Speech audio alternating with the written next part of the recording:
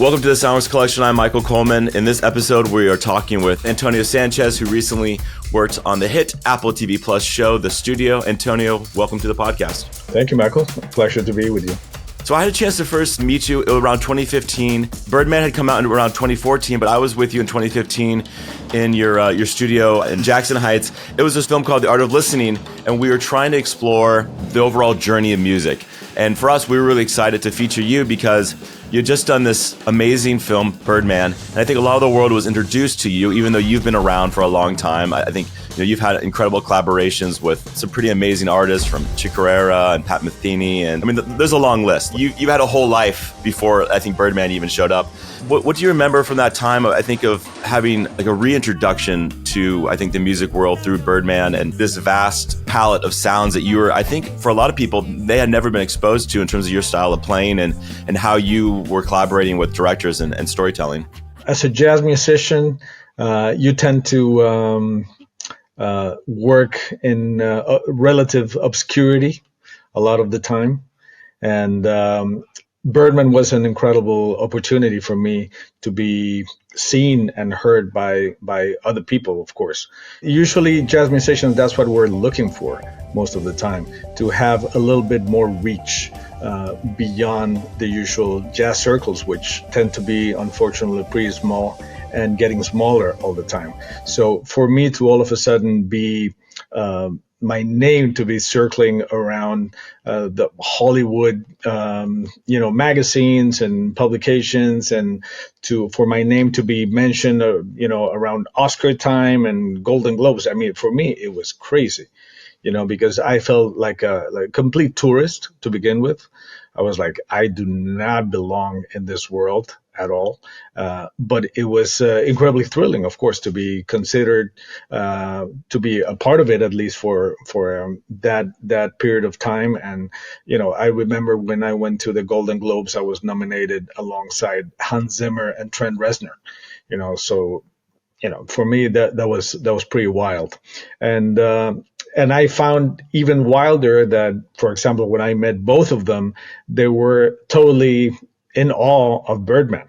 They had checked it out, and I remember Trent sent me a very gracious email saying, when I did the social network, I was trying to invent a new way of scoring, and I think that's exactly what you just did with Birdman. You invented a completely new way of scoring, and to me, of course, that was the highest compliment. And now, 10 years later, I'm still doing it. I think I have evolved quite a bit, but I guess we can talk about all of that during this interview. I was looking at, just like your early days of, you had this Berklee School of Music, and then you continue that with this master's degree in jazz improvisation at Boston's New England Conservatory of Music. Improvisation is feeling, it's non-structured. A lot of times when you are playing jazz music live, there's a nonverbal communication. Does that apply whatsoever to how your approach is, especially for a show like this, when you're looking at a scene? Is it improvisation? Like, what's the delicate balance of how much of that you can actually lean into with this? Yeah, I mean, it's a very good question, because improvisation, to me, is spontaneous composition. When you compose, when people write a symphony, you start usually by improvising a little bit and then finding things that you like and then building on top of that. It's like building blocks. So improvisation, when you're doing that in jazz, you're just kind of doing that in real time. You're walking a little bit on the edge and trying to come up with stories. I love storytelling, and one of my main goals as a musician is always to say something when I'm improvising. At least try. There's better nights, there's not such great nights, but the effort is always there. To try to really communicate with the audience, with the other band members, and what you're trying to say. Because instrumental music can sound incredibly disjointed. Especially improvised music, but I started realizing that classical music, jazz, rock, it's all the same, because good songs, good compositions, good symphonies, good operas, they all have the same elements, which is hook, repetition, space. You know, you can have your favorite rock song, and it just repeats the same line over and over again until you learn it. And it's the same thing with the Mozart symphony. Dun, dun, dun, dun, dun, dun, dun, dun, dun, dun, dun, dun, dun, dun, dun, dun, dun. Is hooks. Everything has hooks. So when I improvise, I also try to come up with hooks, with ideas, with characters that you then later can develop.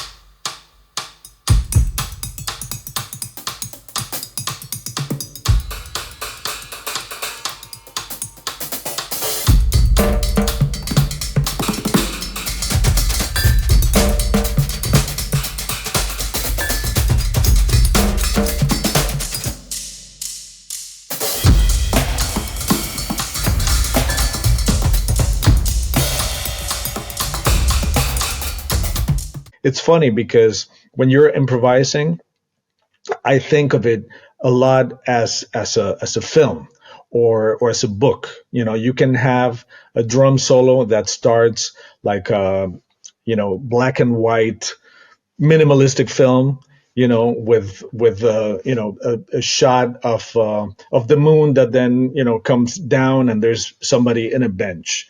And you can start a drum solo like that, or you can start it as a James Bond movie with explosions and people running, and then a crazy car chase. So there's not one way of doing things, obviously, but there's many ways to tell a story. And the main thing is you have to identify what your characters are, and then develop those characters. And what that's going to do is that is going to make you relatable to an audience. So what I do in a series like this is, yes, I absolutely improvise, because that's what I'm best at. And usually your best instincts, at least in my case, are your first instincts. So what I'll do, the mechanics behind me scoring something like this, is I look at a scene a bunch of times, kind of learn it, kind of understand it, and then in my session, if I'm working on Pro Tools, for example, I start marking, important spots, where something is being said that needs to be accentuated. And accentuated can mean a lot of things. You can literally do like, like if it's, especially if it's comedy.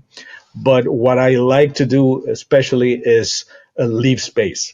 Sometimes leaving space is incredibly effective. So if I'm playing a lot, and then I stop, and then somebody says the word that I feel like is very important to accentuate, then it carries a completely different weight when it's dead silent, and then there's music on both sides. Been getting some very encouraging feedback. That's great. Hey, I love feedback. Well, as long as it's good. Exactly, right? Good feedback. That's the best feedback. Hell yeah. Hell yeah. So, wait, you got any feedback? Yeah, actually I do. And that is, you rule, man. There's my feedback. You rule. I'll take that all day. I'll give it all day. Yeah, great. Awesome. There you go. All right. So I just got to run back upstairs real quick. I'll see you in the meeting. I got to make a call anyway. Great. You do that. I'll see you in a second. Oh, sorry about that. How'd it go? Really good. Really good? Uh-huh. What happened? We talked to him well. I learned to get way deeper inside dialogue, inside movement. When I did Birdman, I had no idea what I was doing. I was just, we did it in a day and a half. So it was incredibly hectic. It was rushed. And I think that's what Iñárritu wanted me to do. He would just wanted me to react to what was in front of me. But now, of course, if I had Birdman now, I think it would be a way better score. To be honest. No. Absolutely. Why? What do you mean better? I mean, better, it's like so subjective. I'll tell you why. Because now I've been doing the live Birdman scoring shows for 10 years, so now I know the movie, like the back of my hand. So I know the dialogue, I know the movement, and I think I can really get inside the movie. I think when I did it, it was more like a blanket score. It was like some cool drum beats, and then everybody was doing their thing on top of that. And now I feel like I would be able to interact way more with what is happening, and I think that ultimately creates a much stronger dramatic or comic effect in the case of the studio. When I was listening to the cues by themselves, it was a totally different experience than obviously seeing it in context with picture. And obviously with the studio, we have so many oneers, long moments that just have to carry. Why did they think that you were the right fit for this approach? Because obviously now in context of the scenes, like only you should ever be the one who is associated with the studio because it makes sense. But at the time, what was their pitch to you? Why were they so specific about collaborating with you? Because your sound is very unique and different in such a good way. And I think perfect for a show like this. But what was their pitch to you? Well, the thing is, my agent, Alexander Vangelos, sends me a text one day, and he says, it looks like Seth Rogen and Evan Goldberg had been temping their new series with the Birdman soundtrack. Game over then, yeah. So, it's a little incestuous, and that has happened to me on a couple of occasions with Get Shorty. When I did Get Shorty a few years ago, it was the same thing. They had been temping it with Birdman. So it's like kind of doing what I do, just a different version. And when I did Get Shorty, I already had my home studio, and I was able to get a little bit more inside. But now 10 years later, I really feel like I'm it's my specialty to know how to time things in order to create the maximum effect for what's happening without getting in the way.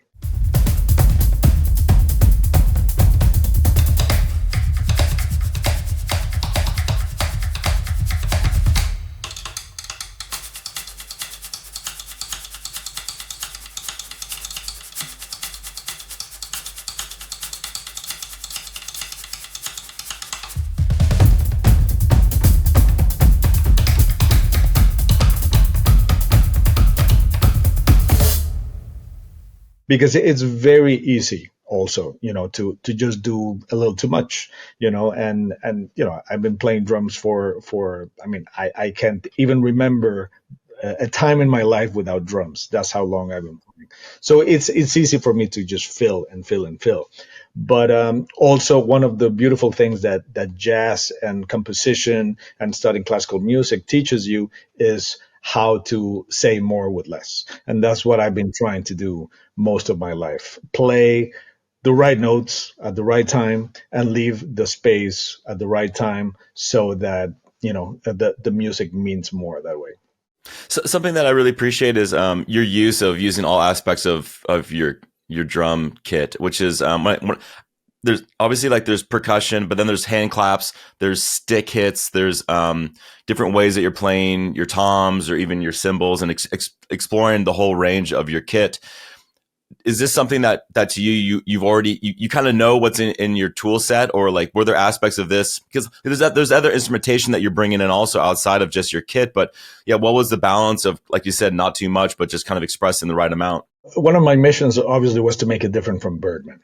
Every time I have the same challenge, how to kind of do kind of the same thing, but not that same thing, and I guess it's what every composer goes through, when they had a successful score and somebody likes that score, they want that score, but it can't be that score.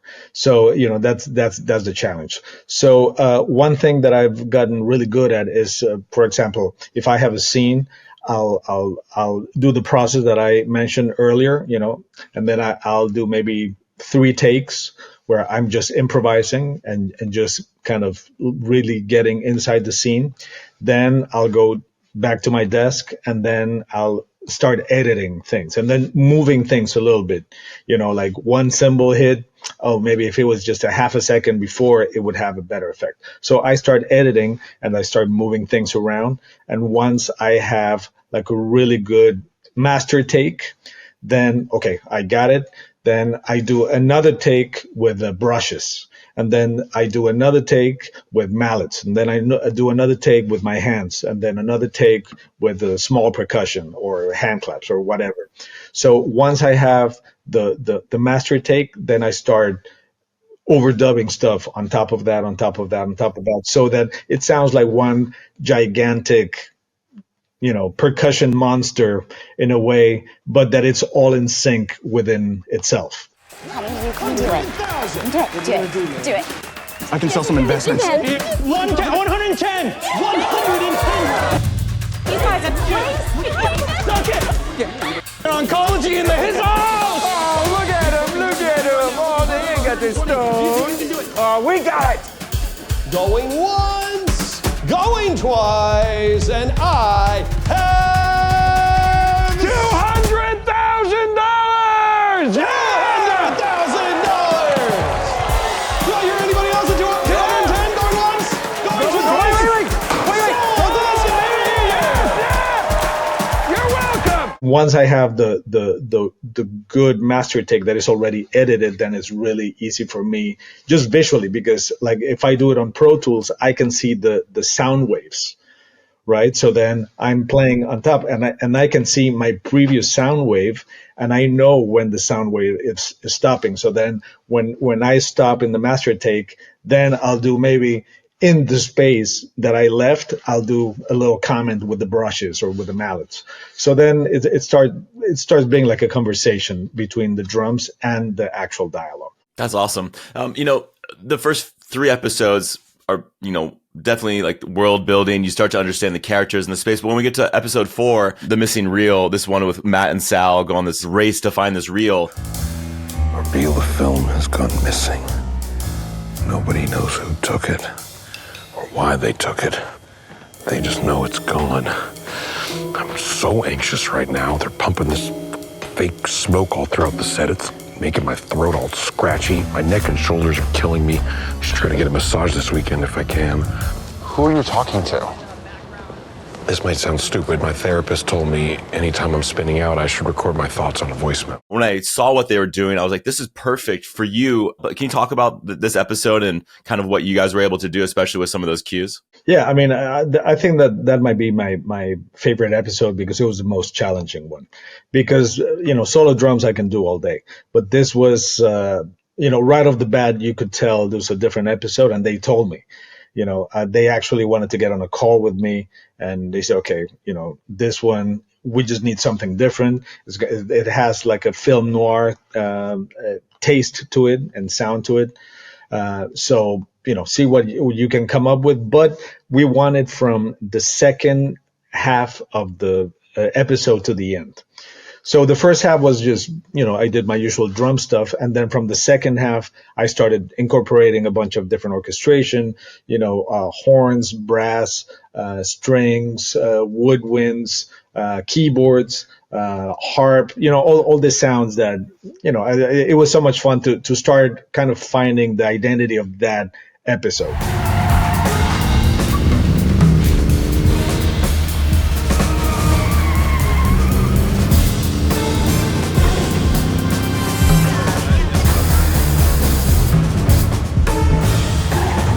That boy.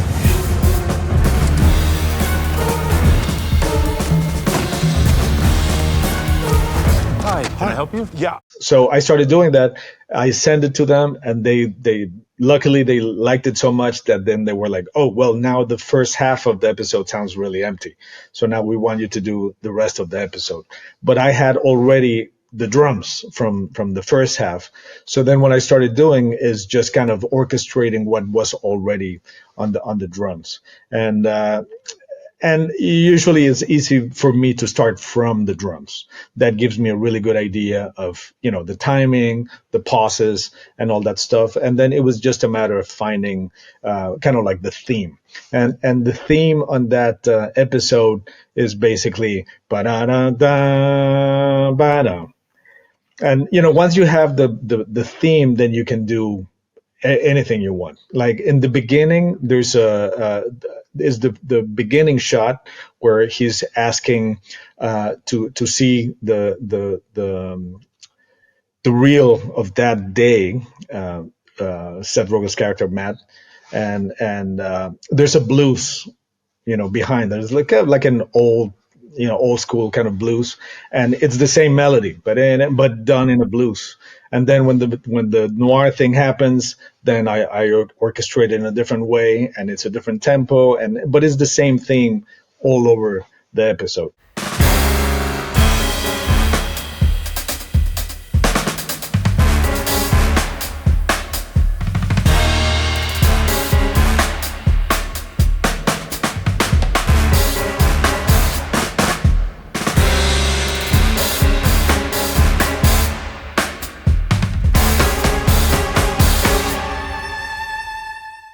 So those are the kinds of things that I learned in school. It's just like we were talking about Mozart. You have your theme, and then you twist it around, you bend it, you do whatever you want with it. But it's something that identifies the episode. And once you find that, then I think you're home free. That's the hardest thing to do. Just find the right element.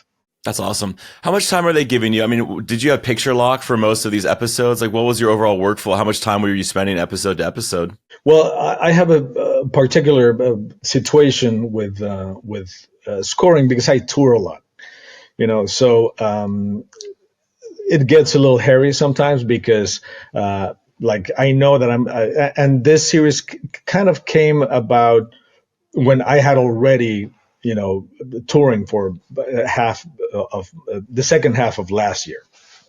So we started the process of scoring, and I could see my calendar was just like crazy with touring, and I was getting really anxious because I know I need to be home in order to score.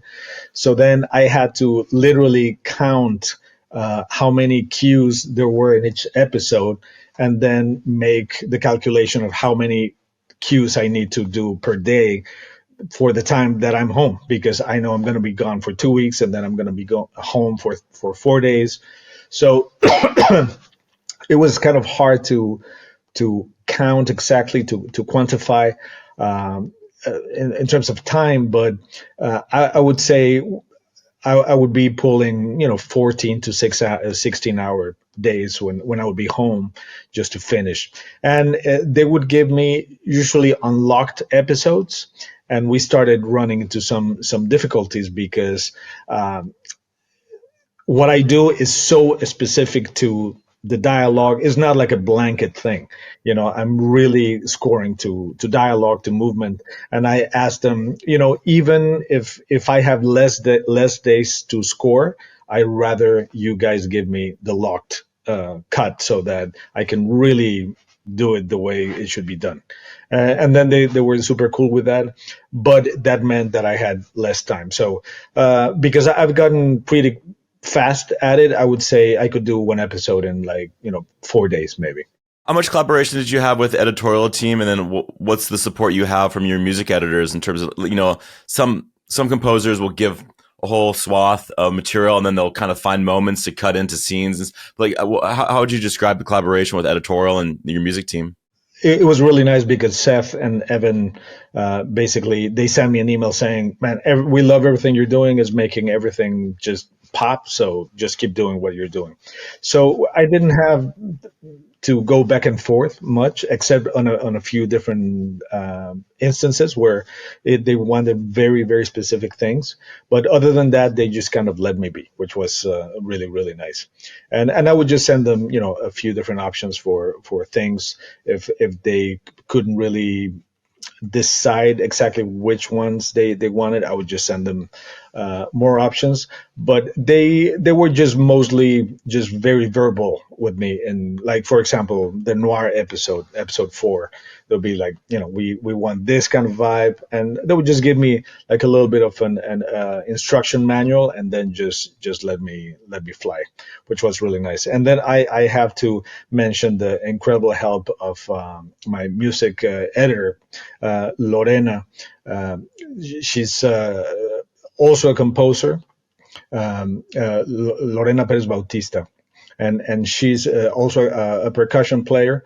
So she had a very very good instincts in how to edit me, and that was really useful when I was on tour, and they just would need little things here and there that were not fitting right with the picture anymore because they had added or edited something, and then she would just do it, and when she would send it to me, I wouldn't even know the difference. So she was great at it. I mean, do you feel like because you have a little perspective, because we're getting close to the last few episodes here of this first season, what were your takeaways? Because as you start to see how the camera, the all the direction, all the production design, kind of the tone of the show, the characters, the first season is really like an introduction for everybody. Everyone's really finding their way.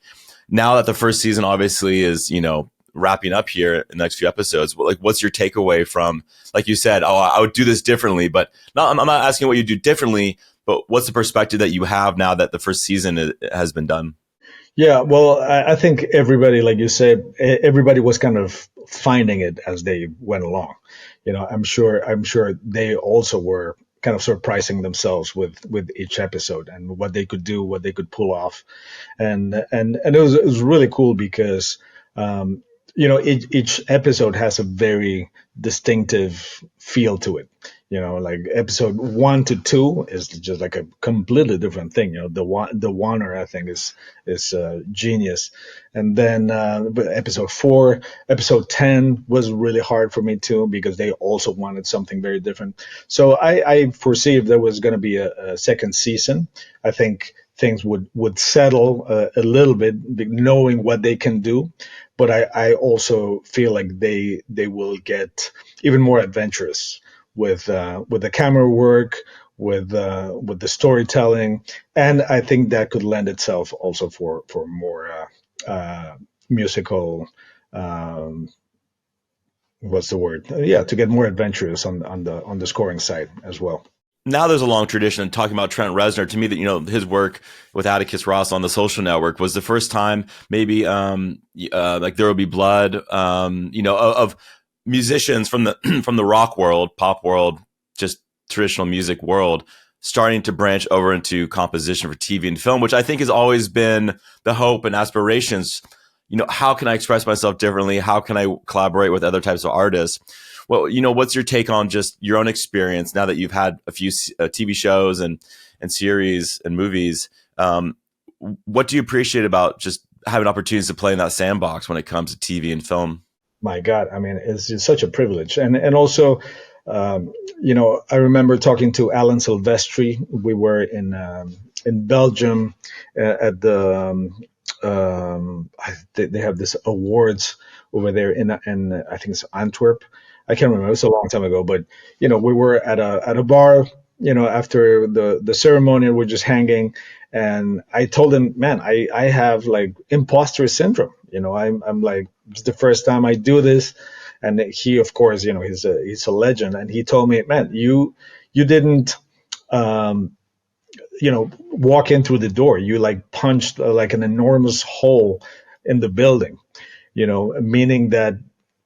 That there had never been anybody that had done anything like we had done in Birdman. So to me, the most flattering thing about this whole thing is that I'm a recognizable voice now in this world. So a lot of people write to me and like, oh, I saw the studio and I immediately thought it was you. And that's the hardest thing to accomplish, to have a voice, a recognizable style, a recognizable footprint, signature, whatever you want to call it, that people can recognize instantly. And I'm sure there will be copycats, but I think I have some more experience now in this regard, and I've developed a sound thanks to the fact that I've gotten a bunch of opportunities to keep doing this. Yeah, I mean, your sound is, I think, like I said, I can't imagine the studio without what you bring to the show, because it's unorthodox is not even the right word, because it's just like, it just hasn't been done before, which is exciting, I think, from a storytelling standpoint, to this extent. I mean, obviously percussion has been around longer than any other form of music. And I think the language of percussion and what you bring, especially to this show, is really exciting, just because, like I said, when I was listening to the soundtrack, which I think people should check out, I am blown away by how much delicate nuance there is in the tonality and just the humor that you heighten, I guess, and just the storytelling aspect.